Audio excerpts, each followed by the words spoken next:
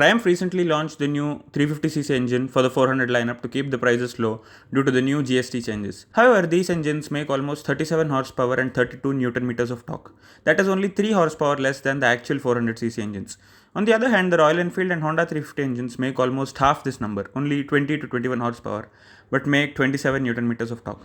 If you're wondering why the same displacement differs by this much in power but not too much in torque, you need to know about the bore and stroke of an engine. This is the bore diameter and this is the stroke length. Using the bore or diameter and the stroke or height of the cylinder, you get the volume of the cylinder or the displacement of your engine. So look at the bore and stroke numbers of the Triumph and Royal Enfield engines. You can notice the REs are long stroke engines and the Triumphs are short stroke.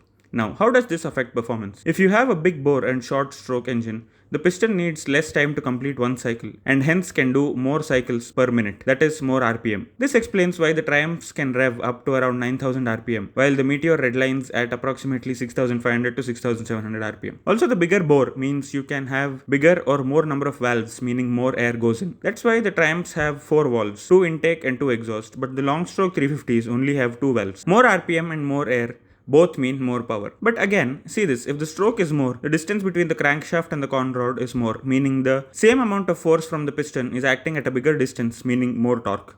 That's why long stroke engines are more common in torquey cruisers and the sporty machines have bigger bore with a short stroke. So that's it. Hope you liked this. Subscribe if you want to see more like this.